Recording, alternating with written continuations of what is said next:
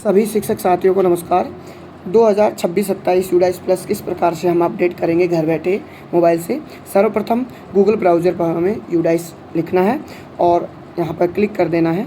जैसे हमारे पास में ये सरफेस आता है तो हम हिंदी या इंग्लिश दोनों भाषाओं में कर सकते हैं। मैं यहाँ पे इंग्लिश को चूज़ करता हूँ और हम लॉगिन ऑल मॉड्यूल्स पर क्लिक करेंगे।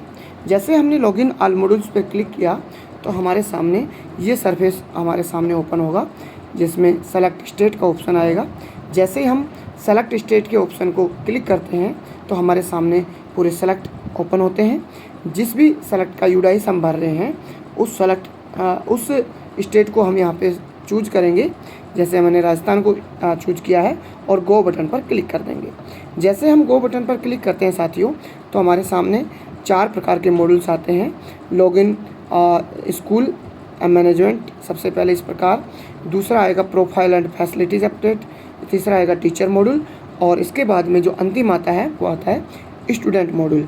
तो प्यारे साथियों, हम यहाँ पर स्टूडेंट मॉड्यूल के साथ में बात करेंगे कि किस प्रकार से हम यूडाइस के स्टूडेंट मॉड्यूल को कंप्लीट करेंगे और कैसे कैसे क्या क्या एंट्रीज इसमें हमें फिल करनी पड़ेंगी। देखिए, सबसे पहले हमारा जो स्टूडेंट मॉड्यूल है, इस स्टूडेंट मॉड्यूल पे हमें क्या क्या अपडेट करना होगा, इन सब को जानने के लिए सबसे पहले आप यहाँ पर स्टूडेंट जो मॉड्यूल है इस पर लॉगिन पर क्लिक करेंगे और स्टूडेंट मॉड्यूल लॉगिन पे जैसे हम क्लिक करेंगे तो हमारे सामने सबसे पहले हमारा सरफेस जो ओपन होगा वो इस प्रकार से स्कूल को लॉगिन यानी लॉगिन यूडाइस का आएगा। उसमें सबसे पहले हम यूडाइस डालेंगे और पासवर्ड डालेंगे और कैप्चरा डालेंगे। तो हम सबसे पहले इस प्रकार से हमारे यूडाइस और पासवर्ड अपडेट कर डालते हैं और उसके बाद में हम कैप्चरा फिल करेंगे।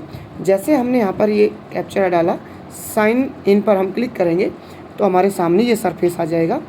हम सबसे पहले यहाँ पर करंट एकेडमिक ईयर 2026-27 जो रेड में आपको दिखाई दे रहा है इस पर हम क्लिक करेंगे और क्लिक करते ही हमारे सामने जैसे हम इस यूडाइस 2026-27 को क्लिक करते हैं तो हमारे सामने ये सरफेस आएगा। इसको क्लोज करेंगे और क्लोज करने के बाद में फिर से हमारे सामने ये ऑप्शन आता है, इसको भी हम क्लोज कर देंगे। क्लोज करने के बाद में प्यारे साथियों, आप देख पाएंगे कि इस प्रकार से हमारे विद्यालय की पूरी डिटेल यहाँ पर आ जाती है। हमारे विद्यालय का नाम और पूरी जानकारी विद्यालय की यहाँ पर आ जाती है। जैसे हम हमारे स्टूडेंट यूडाइस को अपडेट करेंगे तो सबसे पहले इधर जो ऑप्शन हमारे सामने आ रहे हैं, इन ऑप्शन में से हम देखेंगे कि कौन से ऑप्शन को हमें क्लिक करना है। तो हमारे सामने एक ऑप्शन आएगा जहां हम स्टूडेंट को प्रमोट करेंगे।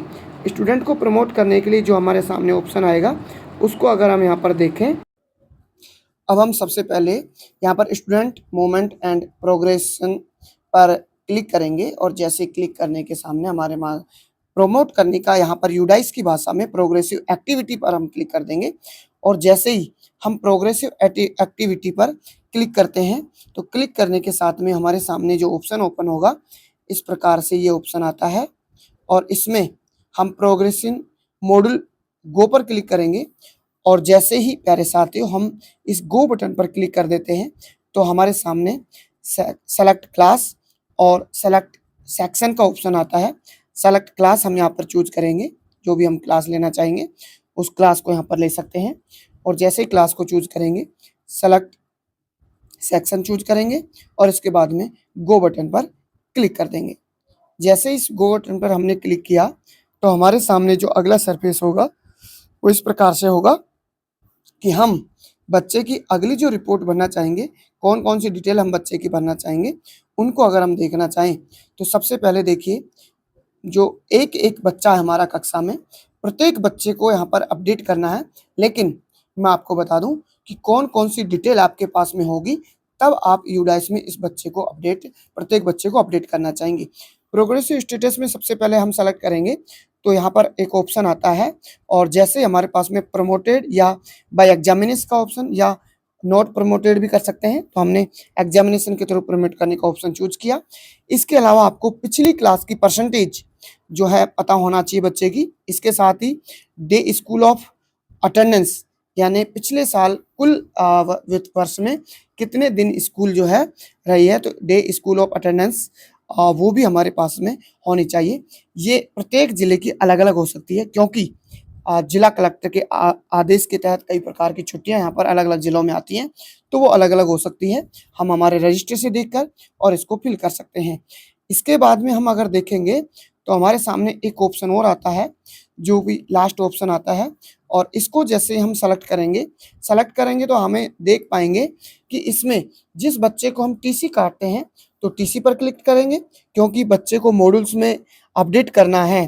तो सबसे पहले हमारे सामने जैसे इसको क्लिक करेंगे तो हमारे सामने स्टडिंग यानी जो हमारे विद्यालय में सेम स्कूल में अध्ययन रहता है बच्चा, तो उसको क्लिक कर लेंगे, या लेफ्ट स्कूल विद टीसी या विदाउट टीसी, जो हमारे स्कूल से जा चुका है उस बच्चे को यहाँ पे टीसी पर क्लिक कर देंगे। जैसे हम इन दोनों ऑप्शनों में से जो भी ऑप्शन देखकर हमारे स्टूडेंट का ऑप्शन चूज करेंगे तो हम आगे बढ़ पाएंगे।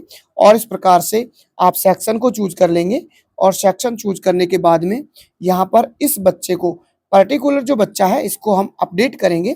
तो इधर हम स्क्रॉल करेंगे, तो स्क्रॉल करने के साथ में ही हमारे सामने एक जो बटन आएगा और वो आता है अपडेट का बटन। इस अपडेट के बटन को हम क्लिक करेंगे, और क्लिक करने के साथ में हमारा बच्चा यहाँ पर ये यूडाइस पर प्रमोट हो जाता है। तो इस प्रकार से यहाँ पर मैंने ये पूरी डिटेल नहीं भरी है, इसलिए आप इस डिटेल को पूरा भर लेंगे। रिजल्ट और डे ऑफ स्कूल अटेंडेंस यानी कितने साल रही है, साल में कितने दिन रही है, तो इसको कर पाएंगे इस प्रकार से। तो ये पूरा अपडेट करने के बाद में प्रत्येक बच्चे का आपको अपडेट करना होगा। इसी प्रकार से आप स्टूडेंट जो मॉड्यूल है इसको पूरा कर पाएंगे। Thank you.